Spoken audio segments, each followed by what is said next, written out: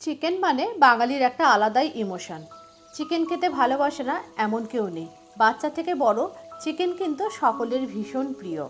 আর Sunday দিন দুপুরবেলায় যদি এরকম একটা চিকেন রেসিপি হয় তাহলে কিন্তু পোলাও, জিরা রাইস, সাদা ভাত বা রাতের ডিনারে লুচি পরোটা যে কোনো কিছুর সাথে কিন্তু এই রেসিপিটা অনায়াসে ট্রাই করতে পারেন।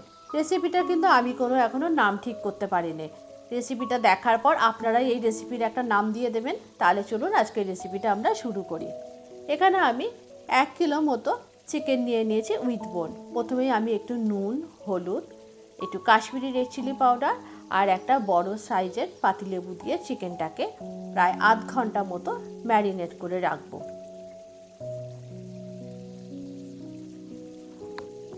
চিকেনটা একটু বেশি সময় ধরে ম্যারিনেট করে রাখলে চিকেনটা রান্না করতেও কম সময় লাগে আর চিকেনটা কিন্তু ভেতর থেকে অনেকটা জুসি হয়। চিকেনটা ম্যারিনেট করে আধ ঘন্টা রেখে দেওয়ার পর আমি চিকেনের জন্য একটা মশলা বানিয়ে নেব।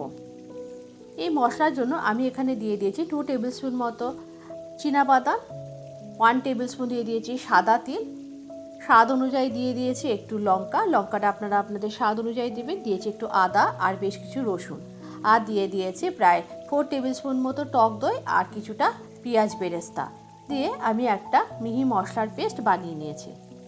এদিকে ফ্রাই প্যানে বেশ কিছুটা পরিমাণে রিফাইন্ড অয়েল দিয়েছি। এখানে আমি সাদা তেল ব্যবহার করেছি, আপনারা চাইলে সর্ষের তেল ইউজ করতে পারেন। দেওয়ার পর আমি ম্যারিনেট করে রাখা চিকেনটাকে তেলের ওপর দিয়ে দিয়েছি এবং বেশ ভালো করে উল্টে পাল্টে আমি চিকেনটাকে একটু ঢাকনা চাপা দিয়ে ভেজে নিয়েছি।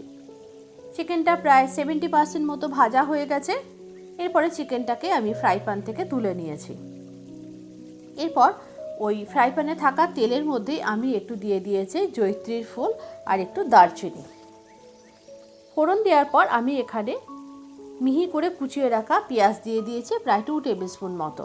পেঁয়াজটা একটু ভাজা হয়ে আসলে আমি যে মশলার পেস্টটা বানিয়ে রেখেছিলাম সেই মশলার পেস্টটা দিয়ে দিয়েছি।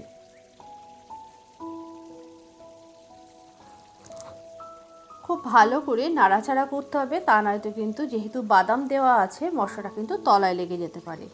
এখানে কিন্তু আমি আর এক্সট্রা কোনো রকম হলুদ বা কাশ্মীরি রেড চিলি পাউডার বা কোনো ভাজা জিরে গুঁড়ো এরকম কোনো মশলা কিন্তু আর ইউজ করব না। এরপরে মশলাটা ভালো করে কষিয়ে নেওয়ার পর এর মধ্যে আমি চিকেনের টুকরোগুলো দিয়ে দিয়েছি। আর এই রান্নার জন্য আমি কিন্তু আর কোনো রকম এক্সট্রা জল ব্যবহার করিনি। আর এখানে একটু নুন কম মনে হয়েছে, আমি পরে একটু লবণ অ্যাড করেছি আর দিয়ে দিয়েছি টেস্ট ব্যালেন্সের জন্য খুব সামান্য একটু চিনি।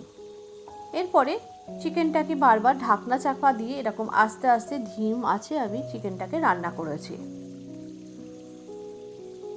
দেখুন দইয়ের থেকে যা জল বেরিয়েছে আর চিকেন থেকে যা জল বেরিয়েছে তাতেই কিন্তু চিকেনটা সেদ্ধ হয়ে গেছে।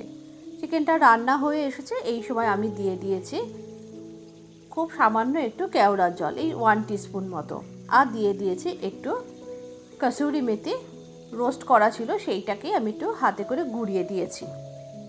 রান্নাটা একেবারে রেডি। এই চিকেনটা আমি এবার একটা সার্ভিং প্লেটের মধ্যে তুলে নিয়েছি। এই রেসিপিটা আপনারা দেখার পর আপনারা একটা নাম সাজেস্ট করে দেবেন, রেসিপিটা কী নাম দেওয়া যায়। আজকের রেসিপিটা যদি আপনাদের ভালো লাগে অবশ্যই একটু কমেন্ট করে জানাবেন।